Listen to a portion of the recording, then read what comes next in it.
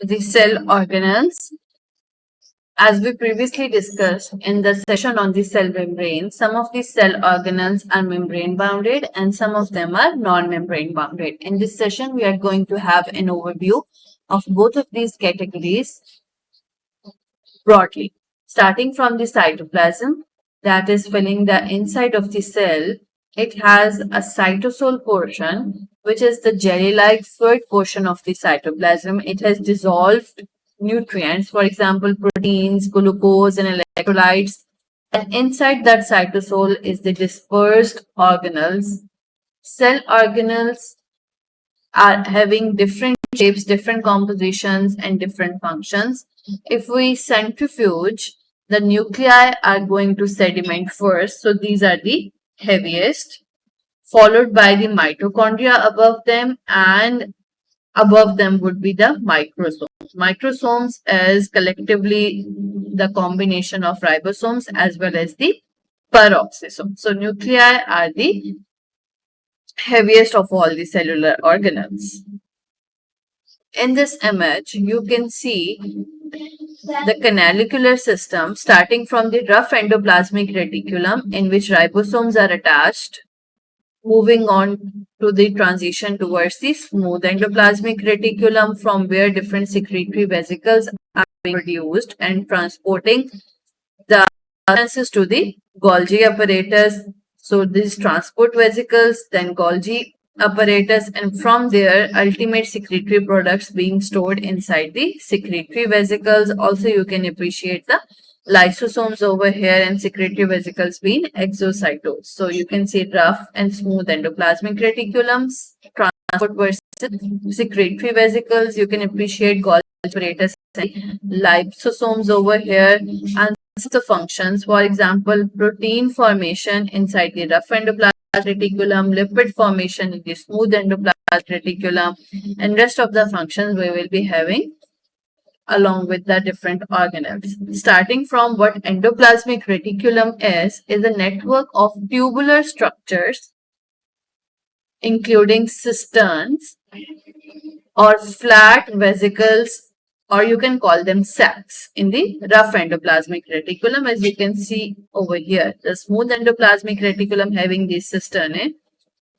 which is agranular, and the granular or rough endoplasmic reticulum having these vesicles or sacs spread across a large portion of the cytoplasm. This is having a large surface area, is enclosed in the lipid bilayer, and inside it is the jelly-like material called endoplasmic matrix. It has either a rough or smooth endoplasmic reticulum. The functions difference you can appreciate over here. The rough endoplasmic reticulum is majorly involved in protein synthesis because of the attachment of the ribosomes to it, whereas smooth endoplasmic reticulum is involved in lipid synthesis, and you can also see the difference between the microscopic appearance of these two. Rough endoplasmic reticulum synthesizes new protein molecules, and smooth endoplasmic reticulum synthesizes lipids, including the hormones, the steroid hormones. This is also involved in detoxification, for example, of the drugs. It also processes molecules made by the cell, transport them to their specific destination inside or outside the cell, and is involved in metabolism of lipid substances. We also call it sarcoplasmic reticulum in the muscles. So, can you appreciate how do the newly synthesized molecules within the endoplasmic reticulum get to their destination if they cannot pass through the endoplasmic reticulum membrane? As you saw in the previous images, let's suppose this is the endoplasmic reticulum and a substance is synthesized inside it, but it cannot simply cross the endoplasmic reticulum cell membrane. So how is this going to reach its destination? For example, let's suppose this is a protein being synthesized in the rough endoplasmic reticulum, and this has to go to the cell membrane because this is a receptor protein. So how will it reach over there? simply by the help of these vesicles. As you can appreciate over here, the transport vesicles can go to its destination. For example, in this image, these transport vesicles are transporting the material from endoplasmic reticulum to the Golgi apparatus. And if that needs to be added to the cell membrane or secreted outside, this will be reaching via the secretory vesicles to the cell membrane. The Golgi apparatus is having a cis end and the trans end. As you can see over here, this end is the cis end, this is the trans end. For Golgi apparatus, cis end and the trans end.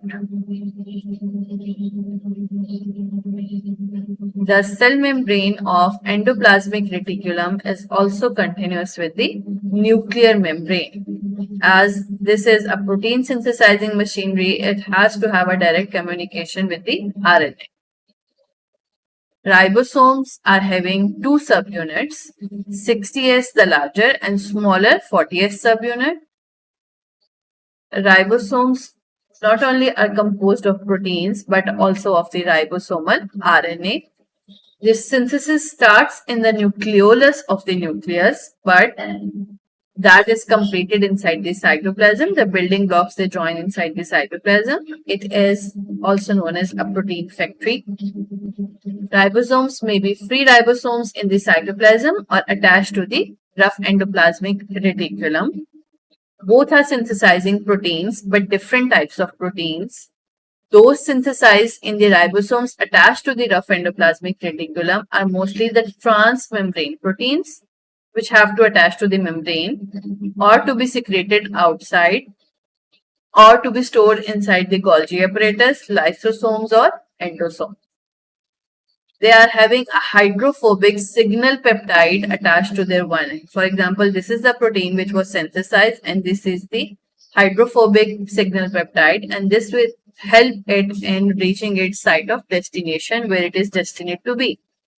Whereas free ribosomes mostly synthesize those proteins which are going to stay inside the cytoplasm, for example, the hemoglobin, or the proteins to be found in the peroxisomes and mitochondria. So you can appreciate the difference. Those stored in the Golgi apparatus, lysosomes, endosomes are synthesized in the rough endoplasmic reticulum.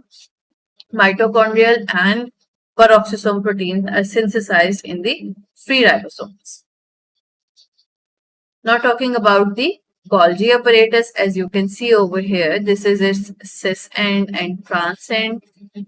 These are formed by 4 or more stacked vesicles lying near or one side of the nucleus. These are abundant in secretory cells, for example, endocrine glands.